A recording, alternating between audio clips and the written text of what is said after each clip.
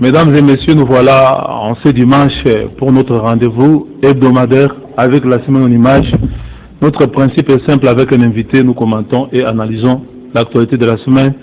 Nous avons fait venir pour vous Cynthia Koudoura, qui est secrétaire générale adjointe du Front social pour l'intégration, un parti politique qui a en tout cas pignon sur la rue de Kinshasa.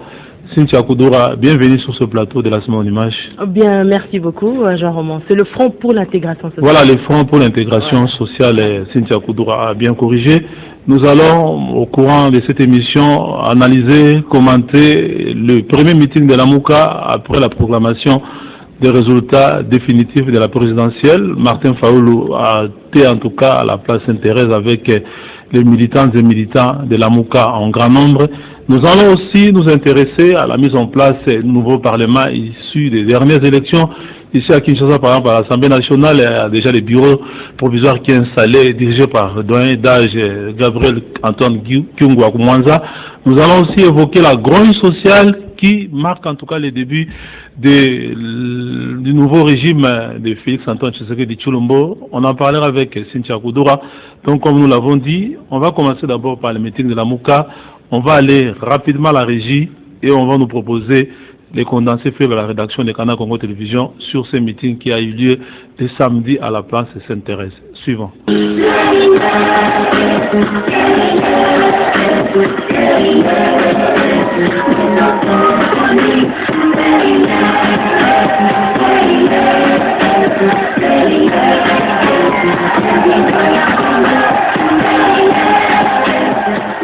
C'était un rendez-vous des grands enjeux, du moins ceux qui ont voté massivement Martin Fayulu à la dernière élection du 30 décembre 2018. Des centaines de milliers de partisans de la Mouka ont répondu à cet appel avec une forte mobilisation à la dimension de la réclamation.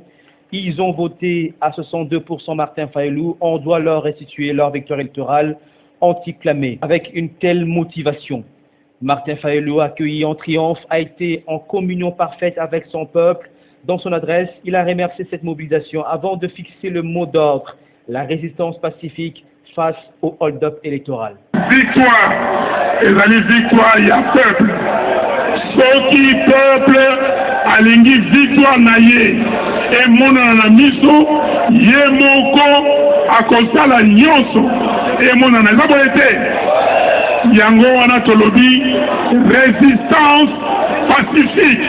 Peuple et votaki nani nako trahir le peuple te meeting oyo na sali awa nako kende pe na province moko tokosala mikolo eza koya de temps en temps toza na programme monene tobanda kopesa bamot d'ordre ya baaction pacifique. Na 2011, Papa Etienne Tshisekedi a gagné. Batie moto FMBO Kaleloyo. Ezali ya kobonga. Sikoyo. Batu tozali na bango. Bakei basali kopu. Bayokani na batu bomimboka. Martin Fayulu s'en tient à la vérité des urnes. Il a aussi appelé la communauté internationale à ne pas reconnaître le pouvoir issu, selon lui, de la fraude électorale et aussi à pouvoir respecter le choix du peuple congolais. C'est aussi cela, la souveraineté, dit-il. Le 2 février 2019, à la place Sainte-Thérèse, Njili marque le début d'un processus pour que le peuple recouvre son droit de vote et sa victoire électorale.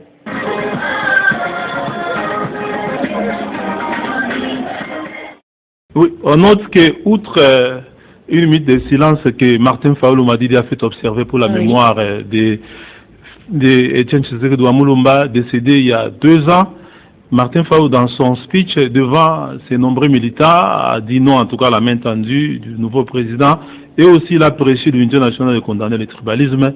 Cynthia, quand même, le fait que Martin Fayulu, qui est opposé au fils de Tshisekedi, puisse observer une minute de silence en mémoire du défunt, de son adversaire politique désormais. Je crois que c'est un bon signe, non? Bon, moi je regrette tout simplement qu'il fasse une minute de silence pour le feu président Étienne Tshisekedi. Ça, ce n'est que normal par rapport au combat. Et puis, c'est la commémoration des 2 ans de sa mort. Mais moi, je regrette vraiment que le président Fayulu n'ait pas accepté la main tendue du nouveau président élu, M. Félix Tshisekedi, parce que moi, j'ai eu à intervenir plusieurs fois sur vos antennes, à la radio avec Gisèle, où j'expliquais que nous avons été ensemble. Dans la dynamique de l'opposition, le fils aussi nous avons travaillé avec M. Martin Fayulu, donc c'était le même combat que nous avons mené. Donc c'est juste, et à quelques semaines des élections présidentielles, on était encore ensemble, c'est-à-dire qu'ils étaient à Genève, donc moi, je trouve, j'aurais souhaité. Il a fait une bonne campagne, il a été élu, dans certaines provinces il a été plébiscité. Donc moi j'aurais souhaité qu'il accepte de travailler avec le président M. Félix Tshisekedi, parce que c'est un combat que nous avons mené ensemble et que l'objectif était une alternance.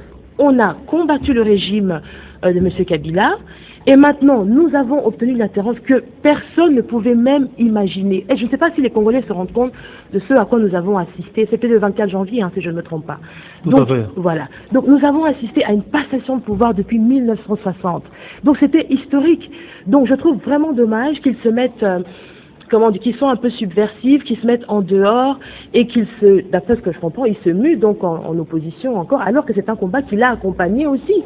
Donc moi, je pense que ce n'est pas la première fois que cela se passe au Congo. Nous avons vécu par exemple en 2011, Etienne Tshisekedi Wamulumba, le père même de Félix Antoine Tshisekedi Tshilombo, n'avait pas reconnu avec son fils aussi l'élection du président Kabila, et pendant plus de 5 ans, ils n'ont même pas siégé au Parlement. Oui, mais là, il y a quand même quelques petites nuances parce que c'est le même combat. Nous avons combattu ensemble.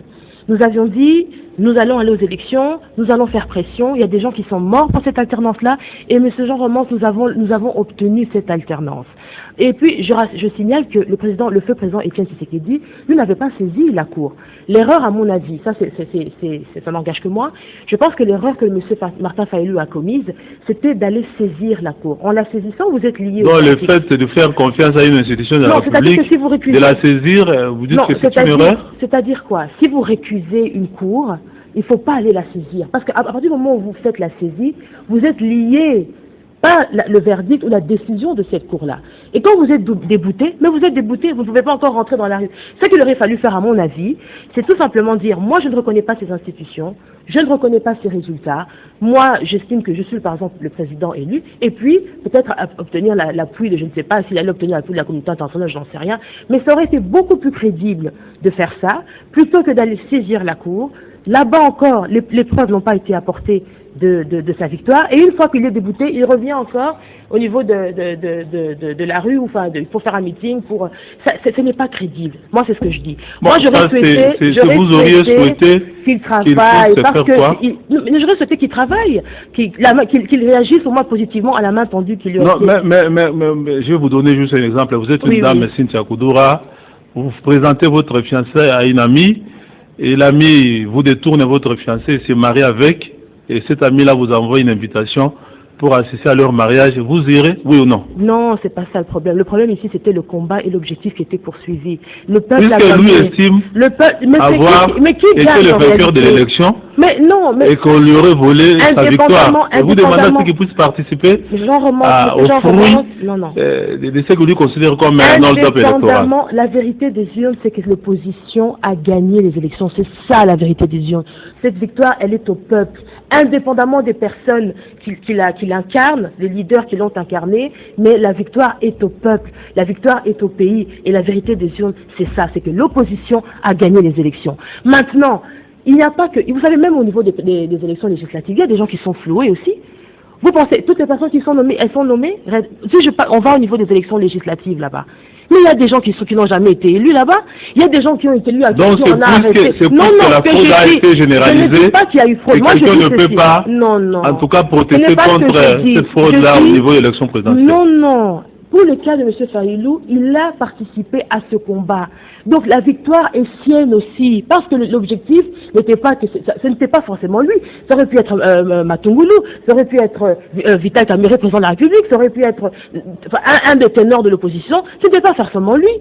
Lui, il pouvait porter l'étendard, tout comme ça pouvait être quelqu'un d'autre. Il a été à la cour, il fallait prouver là-bas. Ça n'a pas été fait. Maintenant, moi, je trouve que la sagesse aurait voulu qu'il vienne travailler parce qu'il y a des gens qui l'ont élu aussi. Il représente une opinion, quand même, ici au niveau de la Mais l'opinion qu'il a élue ne veut pas qu'il puisse travailler avec Félix. Vous voulez qu'il fasse quoi? Mais le leader ne doit pas toujours suivre. Un leader ne peut pas toujours suivre les émotions de sa base ou les émotions de ses fanatiques ou de sa. Oui, ok, merci. Un leader, il doit faire les choses au mieux pour l'intérêt général, l'intérêt du peuple. Ça, c'est mon avis, c'est mon point de vue. Koudoura, bon, voilà. Vos vœux ne sont pas ceux de Martin Fayulu Madidi, le coordinateur de la MOUCA. Il a choisi, je crois, de ne pas reconnaître les institutions. Je crois que libre à lui de le faire. On ne peut pas lui empêcher de lever une option et que la lutte continue pour lui. Et que bon, seul en tout cas l'avenir nous dira à quoi va ressembler cette lutte et comment en tout cas va se déboucher, pratiquement se terminer ces bras de fer post-électoral entre les deux tenants de l'opposition qui l'ont emporté en tout cas face au candidat de la majorité présidentielle. Cynthia, nous allons changer de registre pour parler maintenant du nouveau Parlement. Donc ces élections étaient des élections législatives et présidentielles.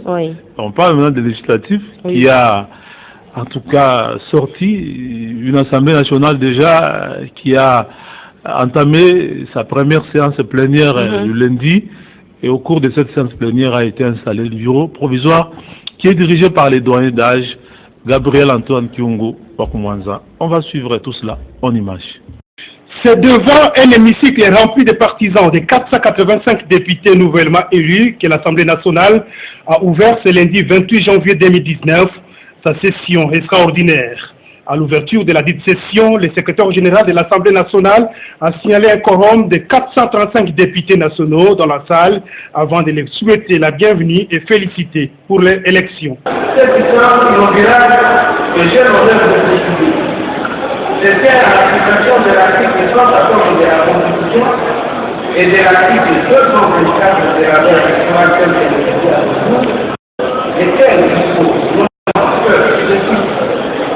chaque chambre du Parlement se réunit de plein droit en session extraordinaire le 15e jour suivant la confirmation des résultats de l'élection. Ensuite est arrivé le moment d'installation du bureau provisoire, marqué notamment par la remise des insignes du pouvoir à Gabriel Kyungu Wakumwanza, président du bureau provisoire, et ses deux collègues, les moins âgés de la Chambre basse du Parlement.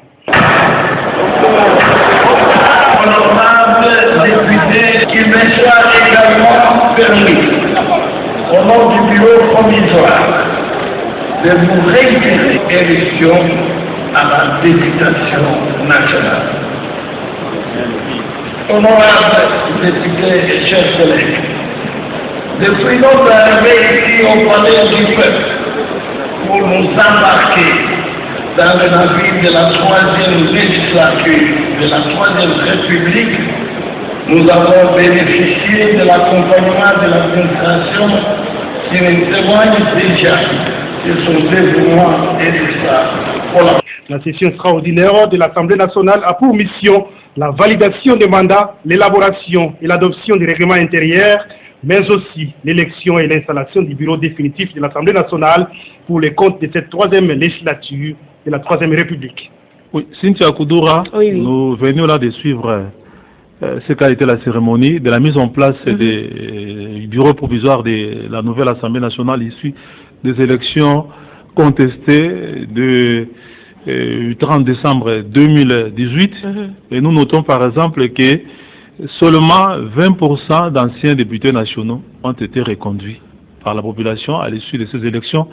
Et nous notons aussi par exemple seulement 10% des femmes vont siéger à cette Assemblée nationale. Je ne sais pas, ça appelle quel commentaire de votre part? Mais ça, ce n'est pas étonnant pour moi, parce que je vous avais dit l'autre fois quand je suis intervenue sur vos antennes, là, je vous ai dit que le peuple s'était exprimé, l'opposition a été plébiscitée, et donc les résultats des présidentielles, en fait, montrent en fait qu'il y a une rupture. Le peuple voulait en fait marquer une rupture entre ce qui a été fait ou la manière dont les choses ont été gérées pendant 17 ans. Donc, on a élu un président de l'opposition. Les députés qui sont entrés, je pense qu'il y a, les gens avaient aspiré à avoir des gens nouveaux parce qu'on avait peut-être besoin aussi de renouveler la classe politique. On est fatigué de voir toujours les mêmes députés un peu partout et qui par souvent ne font pas grand-chose non plus, qui ne sont pas vraiment, qui ne remplissent pas véritablement leurs prérogatives. Donc ça ne m'étonne pas que la plupart des députés n'aient pas été reconduits. Donc ça ne me gêne pas. Et maintenant les 10% seulement des femmes qui ont siégé. Pour les 10% des femmes qui ont siégé, là on peut pas, comment dire, c'est une élection. Il ne s'agit pas de placer, il ne s'agit pas de faire un placement, sauf si évidemment c'est une mise en place qui a été faite, on a nommé des députés. Là, il fallait alors peut-être tenir compte alors de la représentativité de la femme. Mais dans une élection normale où les femmes se présentent, où les hommes se présentent, c'est une compétition. Ceux qui gagnent, gagnent, ceux qui perdent, perdent. Donc là, on ne peut pas dire qu'il y a les femmes sont minoritaires. C'est peut-être une compétition. Si ceux qui ont non, les femmes ne sont pas suffisamment compétitives. Non, mais il faut voir d'abord combien étaient dans la course. Il faut voir. Et puis, s'il n'y a eu que 2 femmes qui ont été élues sur 10, si c'est celles-là qui ont été élues, qu'est-ce que vous voulez? On peut pas renverser les résultats comme ça. Donc, ce n'est pas une mise en place. C'est une élection, c'est une compétition qui a opposé les hommes et les femmes. Exactement. Donc si les hommes ont gagné, la plupart des hommes ont gagné, ils ont gagné. Si c'était l'inverse, les femmes. Mais sociologiquement, nous savons que les femmes sont nombreuses, donc il y a eu plus d'électrices que d'électeurs. Comment se fait-il que les candidates femmes n'ont pas été élues? Peut-être, et puis souvent les femmes, je ne sais pas, elles n'ont pas vraiment l'habitude de se voter entre elles, je ne sais pas pourquoi, de se soutenir entre elles. Ça, c'est toujours un gros problème entre nous les femmes. Mais là c'est très gênant. Moi, je ne sais pas, je ne pourrais pas vous dire que... Moi, ce que j'avais dit, il faut toujours que les femmes participent, il faut encourager la participation de la femme. Et puis, bon, il faut être performante, il faut convaincre l'électorat. Et si vous avez convaincu, vous serez voté. Le problème, c'est pas aussi la réticence dans le chef des femmes de pouvoir, par exemple... s'engager en politique, on dit c'est un monde impitoyable, un monde de coups bas, les femmes n'aiment pas se salir en politique. Et rarement on trouve des femmes aussi combatives comme Eve Bazaïba Massoudi, CG du MLC, ou par exemple vous Cynthia, ou par exemple Christiane Vouanga. Peu de femmes en tout cas acceptent de pouvoir prendre des risques comme vous le prenez. Absolument, en politique. Ce n'est pas donné, l'engagement n'est pas donné à tout le monde. Hein. Vous savez, quand vous vous engagez en politique, c'est vraiment à vos risques et périls, c'est un monde impitoyable, comme vous l'avez dit, c'est un monde aussi très macho, parce que voilà, et puis on ne se fait pas de cadeaux, ni les hommes ne vous feront pas de cadeaux comme ça, parce que vous êtes une femme, non, il faut gagner, il faut mériter sa place. Donc c'est un combat de titans. Maintenant, il faut avoir le tempérament, il faut avoir la patience, il faut être coriace, il faut être déterminé, donc ce n'est pas donné à tout le monde ou à toutes les femmes. Et puis il faut être convaincu, c'est une passion la politique.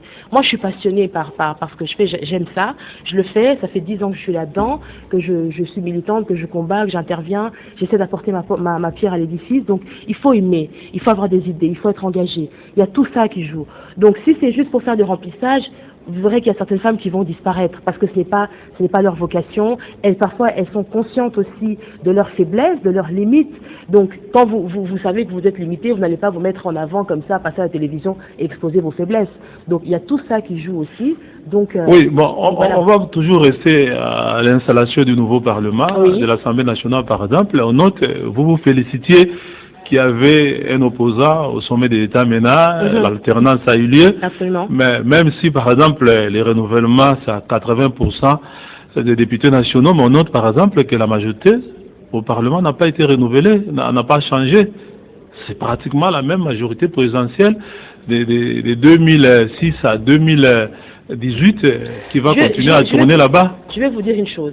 Il y a eu une erreur qui a été commise par l'opposition. Lorsque nous avons été aux élections, on s'est concentré sur l'élection présidentielle et je pense que les ténors de l'opposition ont oublié de travailler et de présenter leurs députés et je pense que il y a une erreur qui a été commise à ce niveau-là et nous payons un petit peu cette erreur-là. Donc il aurait fallu présenter, même sur une liste commune, pourquoi pas, parce que nous étions ensemble, n'est-ce pas, nous avons ce front commun, voici nos députés, nous sommes de l'opposition, voici nos députés, et nous les présentons comme ça, au niveau de la population, pour pouvoir asseoir notre majorité parlementaire. Ça n'a pas été fait, et je pense que c'est une erreur, et que je pense que prochainement, il faut retravailler. Est-ce que ceci peut expliquer ces rapports de force favorables à l'opposition, où il y a le fait, par exemple, que dans cette fraude généralisée de ces élections, On aurait manigancé pour que la présidence revienne, par exemple, à un opposant et que la majorité parlementaire revienne à l'ancienne majorité présidentielle. Non, non. Logiquement, le peuple ne peut pas élire, exprimer la rupture avec le régime en place, ou celui qu'il a été, d'accord, pendant 17 ans, et élire les députés de ce régime-là, du PPRD par exemple. Ça ne s'explique pas.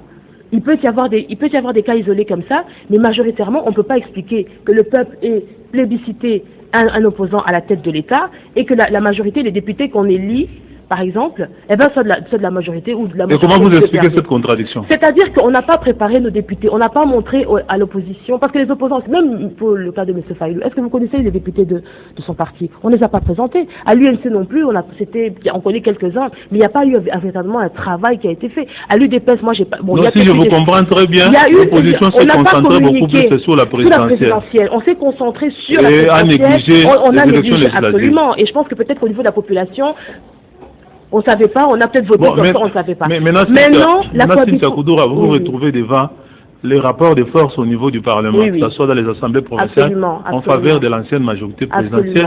Et comment ça va se passer maintenant la gestion du pays pour qu'on apporte le changement? Comment on va faire dans ces conditions? Voilà, alors, ici ce qui va se passer, c'est que il est constitutionnel, il est donc permis pour un président de la République, lorsqu'il constate, pour pouvoir diriger, pour avoir les pleins pouvoirs, il constate qu'il n'a pas la majorité au Parlement, le président, il lui est permis par la Constitution de dissoudre l'Assemblée nationale. En France, ça a été fait, Chirac l'a fait. Malheureusement, lorsqu'il a convoqué un nouveau scrutin, il a encore perdu.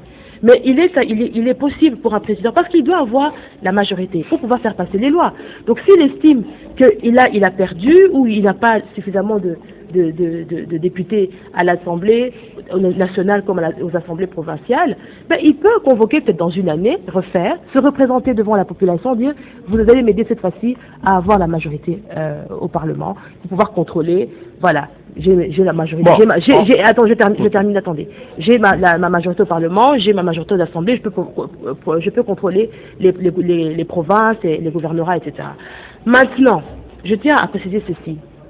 Le PPRD a eu l'influence qu'il a eue parce que le PPRD était alimenté par les caisses de l'État. À un moment donné, les statuts du PPRD ont été modifiés et l'ancien président de la République, Joseph Kabila, on peut maintenant dire que c'était l'ancien président, était devenu le président du PPRD. Mais celui-là n'est plus au pouvoir. N'étant plus au pouvoir, le PPRD va s'auto-phagocyter. Vous allez voir. Parce que maintenant, ce qui se passait, c'est qu'ils avaient les caisses de l'État. Ils étaient alimentés. Et que de toute façon, ça ne sera plus comme c'était avant. Donc ne vous en faites même pas par rapport, il va s'auto-phagocyter. Donc vous croyez par exemple que l'opposition qui n'a pas de moyens, qui n'a pas de réseau, par exemple dans les rouages de l'État, va comme ça facilement, je ne sais pas, déstabiliser les FCC au point de lui arracher sa majorité? Moi, je ne dis pas qu'ils vont arracher la majorité. Je ne dis pas que si quelqu'un va arracher la majorité de quoi que ce soit. Moi, je vous dis, l'influence que le PPRD avait, c'est parce qu'il était alimenté par les caisses de l'État, était alimenté par l'État. Le président Joseph Kabila étant parti, n'étant plus au pouvoir, cette influence-là va se désintégrer, clairement. Et donc, le parti PPRD va se laminer de lui-même. C'est ce que je suis en train de dire. Oui, mais on attendra maintenant. Dans le cas contraire où le président Félix était dans la capacité de gérer ou d'avoir sa majorité, il doit dissoudre cette assemblée, refaire les élections, et cette fois-ci, on lui donnera la majorité au Parlement. Mais maintenant, là, comment on va faire? Parce que c'est l'FCC qui est majoritaire au Parlement. Et qu'en principe, c'est le groupe majoritaire qui forme le gouvernement et qui présente le Premier ministre. Il faut quoi? Vous conseillez quoi? Une cohabitation ou coalition? Moi, je ne conseille ni l'un ni l'autre. Pour moi, je voulais une totale rupture. Ni l'un ni l'autre. Moi, je prône pour une rupture avec le PPRD. Rupture totale. Voilà ce que moi comment cette rupture va se faire? Mais je vous l'ai dit, il y a des options. À l'état actuel, en tout cas, des rapports de force au niveau de ces parlements. Si on ne peut pas, il faut que je vérifie. Si on ne sait pas convoqué dans un bref délai et tout, on attendra le temps imparti par le délai légal que donne la Constitution pour convoquer. Moi, je ne suis pas pour une cohabitation, je suis contre ça. Le Congo qui vient de dépenser beaucoup d'argent pour organiser ces élections, vous croyez qu'on a vraiment suffisamment d'argent pour refaire encore les élections? Et bien sûr que oui. nous pouvons mobiliser les fonds, bien sûr que oui. Mais ça va de l'intérêt du peuple, ça va de l'intérêt de la nation. Comment est-ce qu'un président va faire, comment est-ce qu'il va faire pour diriger? Il doit avoir la majorité. Moi, je ne prône pas pour la cohabitation. Moi, je veux qu'il y ait un nouvel ordre politique comme il est installé maintenant, qu'il ait ses pleins pouvoirs, il ait la politique de ses moyens et que véritablement nous insoufflions une nouvelle dynamique à ce pays. Moi, je ne veux pas qu'il y ait des germes justement de l'ancien régime dans le régime, le nouveau régime. Ok, voilà. En attendant que les choses se clarifient de ce côté-là, c'est sur le plan social maintenant qu'il y a une grogne, les grèves se multiplient, comme pratiquement naissent les champignons, Transco, Retranskin, l'ex-Sonas, la Poste, ex-Sonatra, l'ex-Cohydro. Voyons un peu en image Cynthia Koudoura avant de pouvoir en parler. Un exemple de ces grèves, c'est la grève qui prévaut pratiquement depuis plus d'une semaine à la Société commerciale des postes et télécommunications, SCPT. Suivant. C'est une ambiance de revendication qui règne à la société congolaise de postes et télécommunications à travers des chants ou des sifflets, cris de détresse que les agents ayant totalisé plus de 4 mois d'arriérés du salaire exigent la démission de leur directeur général Patrick Soumra, comme l'explique le président syndical. Uniquement pour réclamer les arriérés des salaires qui aujourd'hui à Kinshasa nous réalisons 4 mois des arriérés des salaires et en province plus de 10 mois. Et en tant que président national de la direction syndicale, chaque fois que j'étais en face de l'employeur déclare toujours qu'il n'y a pas la production, il n'y a pas la production. Au moment où nous sommes, nous la délégation, nous sommes souvent à côté des travailleurs. Les travailleurs nous confirment qu'il y a une production et nous avons autant de clients qui sollicitent notre service. Si aujourd'hui l'employeur déclare qu'il n'y a pas de production, nous mettons ça en doute et nous invitons les membres du gouvernement qui nous suivent de venir nécessairement auditer notre gestion pour savoir est-ce que réellement il n'y a pas production ou bien il y a production.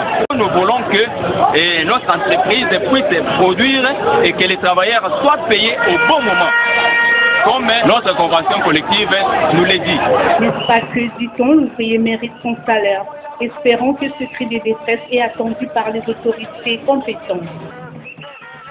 Oui, Cynthia, comment vous expliquez qu'il y a un nouveau régime et à peine installé, il y a cette vague de grèves qui se déclenche pratiquement dans beaucoup d'entreprises d'État? Oui, je pense que les gens se sont dit que c'est le moment ou jamais. Il y a un nouveau régime, il y a un nouveau président. Peut-être dans l'ancien régime, on n'a jamais été entendu. Je regrette simplement que les Congolais attendent. On aurait pu faire ça depuis longtemps. Moi, je ne peux pas comprendre que les agents attendent 10 mois, 50 mois d'impayement pour réagir. Donc, c'est des pressions qu'il fallait faire déjà depuis longtemps. Ça, c'est mon point de vue. Et je pense que cette grogne sociale, en fait, tout simplement, c'est la résultante d'une mégestion depuis plus de 17 ans et surtout la résultante d'une gabégie financière au niveau des entreprises publiques. Ça, c'est clair. Maintenant, nous assistons à une avalanche, effectivement, de revendications sociales et donc auxquelles le président Félix Tshisekedi doit répondre effectivement le plus rapidement possible avec des mesures assez drastiques. Est-ce que le problème c'est pas parce que le nouveau régime a donné l'impression d'être ce qu'on appelle qu'il y aurait un papa social au sommet de l'État qui a solution à tous les problèmes? C'est pourquoi, comme on a solutionné les problèmes des Transco en mettant de côté par exemple en suspendant les DG et en instruisant à la chaîne de dépenses de pouvoir payer des arriérés, les primes de ces travailleurs, les autres disent non. Comme il y a déjà maintenant un papa social au sommet de l'État, nous aussi, nous allons poser nos problèmes, que nous aurons des solutions. Mais c'est le Est-ce que lui-même n'a-t-il pas ouvert la boîte à Pandore? Non, il n'a pas ouvert la boîte à Pandore. C'est le contrat social qui le lie avec son peuple. Les peuples d'abord. Mais comment? Qu'est-ce que vous voulez que je vous dise? Et je pense que tout président, c'est ça. Quand vous prenez les clés du palais de la nation, vous êtes là pour servir le peuple. Vous êtes là pour écouter les aspirations de votre peuple. Vous êtes là pour travailler dans l'intérêt du peuple. C'est tout à fait normal.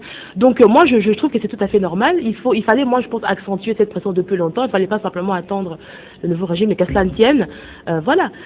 Monsieur, vous savez, au niveau des entreprises de l'État. On nous a vendu du rêve ici en nous disant qu'il fallait la réforme des entreprises, justement. On a changé les noms. Voilà, on nous a dit aujourd'hui, si les entreprises ne sont pas performantes, c'est parce qu'il y a le poids de la tutelle, le double poids de la tutelle. Pour le cas de la SONAS, par exemple, il y avait le ministère des Finances et le ministère du Portefeuille. Il y avait donc cette tutelle rendait, si vous voulez, les mandataires publics irresponsables. Donc, on nous raconte qu'il faut désengager l'État au profit d'un partenariat public-privé comme gage d'efficacité, comme gage de rendement. Jusqu'à maintenant, il y a toujours pas de partenaires privés là. Sur les 54 entreprises du portefeuille de l'État, pour celles qui ont été transformées en sociétés commerciales, quel est le bilan aujourd'hui? C'est ça la grande question. Est-ce que Cynthia, le problème n'est pas aussi le fait, par exemple, que les entreprises, ceux qui sont nommés, c'est souvent sur base de clientélisme. Mais il y a tout ça. Donc ce sont des gens qui roulent à terre quand les chefs passent, qui sont nommés. Exactement, il y a tout ça. Des postes qu'on leur donne comme des récompenses. Mais absolument. Madame Janine Maboula, je me souviens, dans un exposé, elle avait expliqué que voilà, le poids de la tutelle rendait les mandataires publics irresponsables. Mais moi, je n'étais pas d'accord avec ça parce que quand vous voyez à l'Assemblée nationale, n'est-ce pas? Voilà pourquoi j'espère que les députés qui sont nouvellement installés vont maintenant travailler correctement. Et c'est là où on attend. Ils vont assurer vraiment les contrôles parlementaires. Mais comment? Qu'on n'aurait pas des motions alimentaires, des motions. Exactement.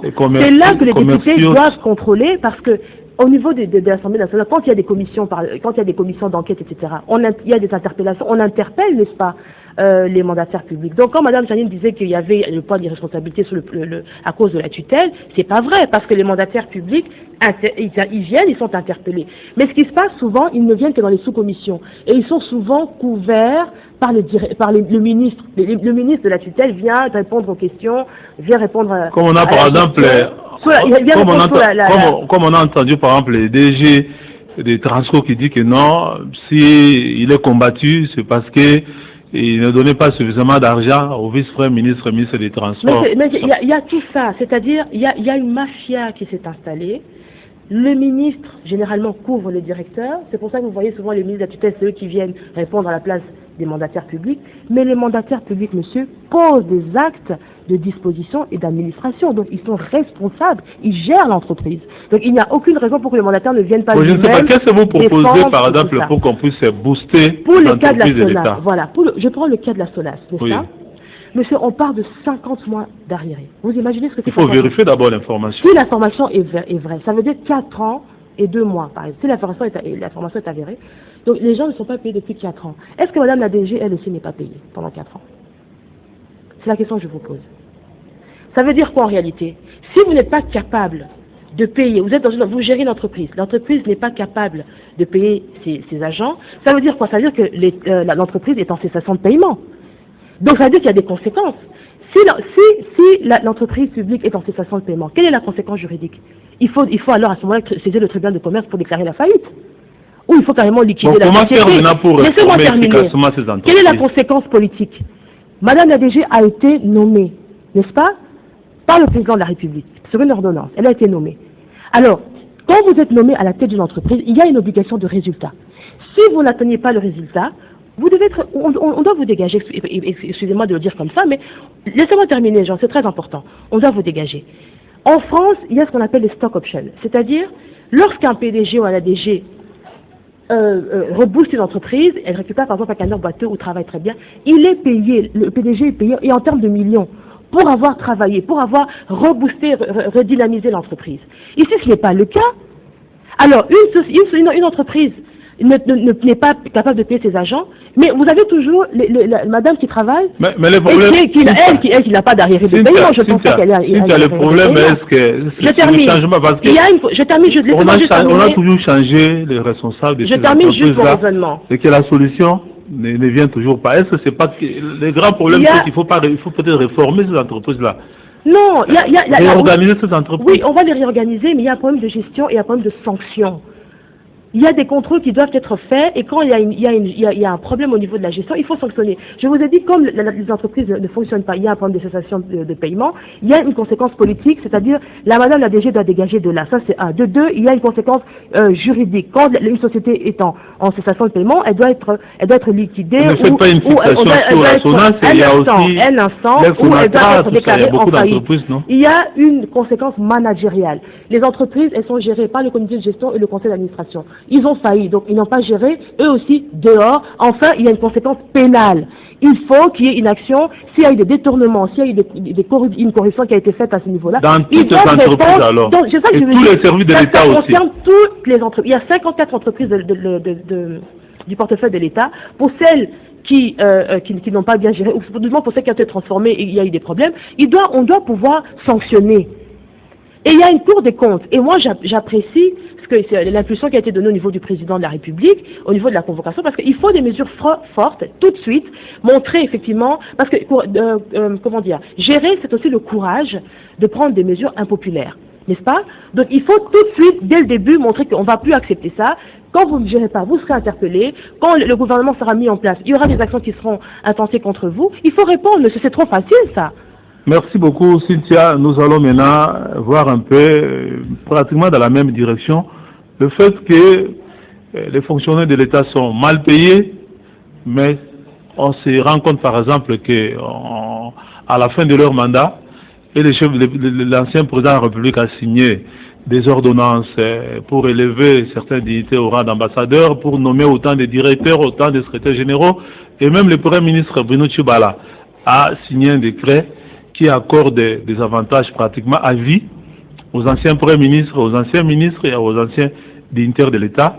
Cynthia, comment vous expliquez des avantages à vie, des loyers, des titres de voyage avec femmes et enfants, tout ça en faveur de ceux qui ont dirigé les institutions pendant que les fonctionnaires est laissé, voilà, en tout cas, dans une misère noire. Absolument. Il y a deux problèmes. Maintenant, il ne faut pas confondre les choses. L'État, ici, à l'état actuel des choses, elle doit restructurer, on doit refonder l'État et restructurer, et on doit rééquilibrer les états financiers.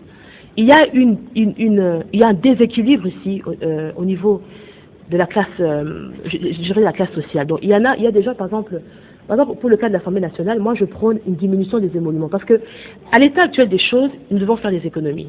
Nous devons faire des économies, et je pense que pour une Assemblée nationale qui est l'organe le plus représentatif du peuple, qui eux sont à 13 000 et la population, il y a des gens qui ne touchent même pas 100 $, ça ne va pas. Je pense qu'on peut diminuer peut-être à 5 000 $, ça c'est ma proposition.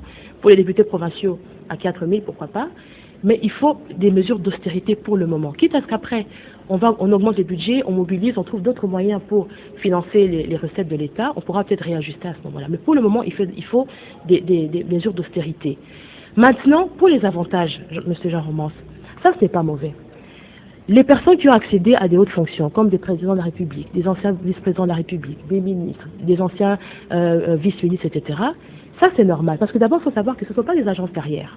Ce ne sont pas des agents de carrière. Donc il ne faut pas non plus qu'on mélange tout et n'importe quoi et qu'on dénonce tout et n'importe quoi. Non, des gens qui ont mal gouverné le pays, qui ont mal géré, qui se sont remplis les poches. Non, non. En plus, on doit leur accorder des avantages à vie. Quand on a mal géré, on répond de ses actes. Vous avez des droits, M. Jean Romance, n'est-ce pas? Oui. Vous avez des fautes, mais vous avez des droits aussi. Quand il y a une faute, vous avez une sanction. Mais vos droits sont vos droits. Nous, par exemple, ce que je veux dire, par exemple, les personnalités politiques, hein, les ministres, etc., ils ont eu à travailler pour l'État. Les fonctionnaires travaillent aussi pour l'État et ils ont des avantages. Mais ces fonctionnaires-là, quels avantages ils ont? Par exemple, les retraités de la fonction publique, les retraités militaires. Oui, justement. Mais ce sont des misérables. Mais ce sont des misérables. Pourquoi ne pas commencer par eux plutôt que de commencer par ceux qui se servent déjà dans les caisses de l'État? C'est ce que j'ai dit, c'est-à-dire, quand vous travaillez pour l'État, vous avez mis à votre disposition vos services pour servir l'État. C'est normal que l'État vous prenne en charge, c'est normal que l'État vous remercie pour les années de service que vous lui avez rendues. Qu'il s'agisse des fonctionnaires, qu'il s'agisse des personnalités politiques ou d'une carrière politique, c'est tout à fait normal. Maintenant, là où moi je ne suis pas d'accord, c'est qu'on ne saigne pas l'État. Il ne faut pas saigner. Il ne faut pas saigner. Moi, je ne sais pas exactement. J'ai cru comprendre qu'il s'agit de 30%, c'est ce que le décret proposé, n'est-ce pas? Oui, à 30%, il y a par exemple... Un ministre aussi gagnait 4 000 $. Si un ministre gagne 4 000 $... il n'y a pas que ça comme avantage, il y a beaucoup de... Il y en a d'autres, mais je prends pour ce cas-là. S'il gagne par exemple 4 000 $, 30%, ça veut dire qu'il gagne plus ou moins 1 200. 30% de 4 000, plus ou moins 1 200 $. C'est pas non plus comme si c'était 10 000 $. Donc c'est correct. Quand même, quelqu'un qui a été ministre, quelqu'un qui a été membre du gouvernement, monsieur, il doit quand même avoir, l'État quand même doit lui accorder certains avantages, mais il ne s'agit pas de saigner l'État. Là qu'on se fasse comprendre. Même chose pour les fonctionnaires. Ils tout à fait. C'est une carrière de 30 ans, parfois plus de 30 ans. Alors, ils doivent avoir des avantages, ils doivent être bien payés. Quand ils vont en retraite aussi, ils doivent avoir une retraite. C'est nous, par exemple, qui n'a servi que l'État du pendant 6 mois. Je vous donne par exemple l'information. Les parlementaires, non, là, il peut faire 6 mois, là, il peut faire 1 année. Ce n'est pas une carrière, donc vous ne pouvez pas savoir. Quand vous êtes nommé, vous ne savez pas, vous pouvez faire 3 jours. Là, n'est pas le problème. Vous avez été nommé, vous avez été ministre. Même si vous avez été ministre en 3 jours, vous avez été ministre. Mais ce genre romance. Vous voyez, donc, par exemple, les parlementaires, ils sont payés à 475 000 francs. Donc, plus ou moins 250. C'est ce qu'un ancien parlementaire gagne. Hein. Donc, c'est pas fameux, hein. Bon, c'est pas fameux. Donc, il ne faut pas tout rejeter, n'est-ce pas? Donc, ils peuvent avoir des avantages, mais raisonnablement, c'est tout à fait normal. Ok, les bonnes choses, en tout cas, ne durent pas 10 ans. Nous allons finir cette émission en proposant à nos téléspectateurs la messe d'action des grâces qui avait été organisée par les comités de coordination en la paroisse Saint-Joseph de Matongé, en mémoire de tous nos compatriotes, Rossi Mukendi, autres qui ont été en tout cas tués lors de la répression militaro-policière de marche organisée par les CLC en décembre 2017, en janvier et février 2018. Suivons cela en image. C'est un honneur rendu à la mémoire de victimes de marche pacifique du 31 décembre 2017, du 21 janvier et 25 février 2018. Cette messe d'action des grâces dite à la paroisse Saint-Joseph de Matongé ce mardi 29 janvier 2019, à l'initiative du comité de coordination, est une expression de cet élan de reconnaissance à ceux qui sont devenus des héros, des martyrs de la démocratie pour leur engagement citoyen, dit Monseigneur Kisonga, l'officiant du jour. La beauté de leur sacrifice et leur sang versé abordent aujourd'hui avec fierté, honneur, l'argent de notre liberté. Par eux et à cause d'eux, notre chère et belle nation retrouve la dignité et le respect dû à sa grandeur. Puisque la vertu, les couleurs et les sacrifices sont toujours récompensés et loués, nous les honorons aujourd'hui. Le comité laïque de coordination, au front de ce combat, salue ici l'aboutissement de ce noble travail d'éveil des consciences populaires. Mais nos hommages s'adressent aussi à l'ensemble du peuple congolais qui a fait preuve d'une détermination hors du commun. Nous sommes si fiers d'appartenir à ce grand peuple qui a été capable de mener un si bon combat. Puisse-t-il défendre jalousement cet acquis précieux qu'est la conscience de la primauté de la cohésion nationale dans la gestion de ses droits et devoirs en tant que souverain humain. Leur sang coulé sur le champ de la démocratie, c'est une permanente interpellation pour que l'âme du Congo soit gardée dans ses fondamentaux.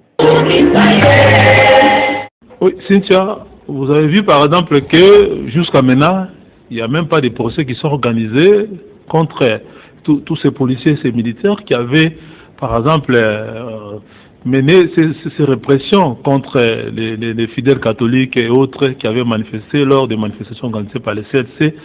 Comment vous expliquez ces impunités? Et parce qu'à l'époque aussi, c'était des applaudissements, on félicitait les forces de sécurité. Mais aujourd'hui, on se rend compte que ceux qui ont, par exemple, tué les étudiants à Lubumbashi ont eu droit à la réprimande et aussi ils ont été présentés devant la justice. Non, il va y avoir des sanctions, et moi j'en suis persuadée. Il faut juste laisser le temps peut-être au pouvoir en place de se mettre en place, n'est-ce pas, d'organiser son pouvoir, etc. Concernant par exemple les convocations qui sont faites au niveau de la, parce que nous devons en parler également, oui. Moi je pense que c'est une très bonne chose, l'impulsion est donnée. Simplement au niveau de la méthodologie, je pense qu'il faut faire un état général des finances ou l'état financier général de la République. Et je pense qu'il faut aller travailler avec la Cour des comptes. La Cour des comptes, l'État a des comptes, et la Cour des comptes, elle vous donne la situation des comptes de l'État. S'il y a eu un détournement, s'il y a eu une gabegie, il faut travailler avec la Cour des comptes qui vous donne le tableau de bord. Est-ce que vous n'avez pas l'impression? On vous donne le tableau de bord. Est-ce que vous n'avez pas l'impression qu'il y a un gouvernement parallèle? Il n'y a pas de gouvernement parallèle. Le travail, ce que le DIRCAP fait, c'est une très bonne chose. Simplement, au niveau de la méthodologie, pour être plus rapide et plus efficace, il faut aller voir les magistrats de la Cour de compte. Ils vous donnent l'état financier d'une manière générale, et on peut maintenant attaquer secteur par secteur ce qui a été. Et je pense que pour le cas des policiers, s'il y a eu des bavures ou s'il y a eu il y aura des poursuites, j'en suis sûr. Le gouvernement n'est même pas encore formé, je reste persuadé. Donc, soyez sereins, je pense que les choses vont bien aller, et je pense que dans les 100 premiers jours, je pense que le président de la République, comme il a promis, je pense qu'il va axer son action sur le social, je l'espère, et je pense qu'il doit avoir moi je pense que si je peux lui proposer, il faut une réforme fiscale, parce que pour augmenter le budget de l'État, il faut réformer la fiscalité. Ok, merci. Il y a beaucoup d'idées, on aura le temps merci beaucoup, Cynthia Kassou. De développer. Cynthia Koudoura, nous allons nous retrouver très prochainement, peut-être au cours de cette émission ou dans d'autres créneaux, à Canal Congo Télévision ou à la radio Liberté Kinshasa. Très certainement. Merci en tout cas d'avoir été avec nous, et merci à tous ceux qui nous ont suivis. Rendez-vous est pris dimanche prochain pour un autre numéro de votre émission. Bye. Merci, bye.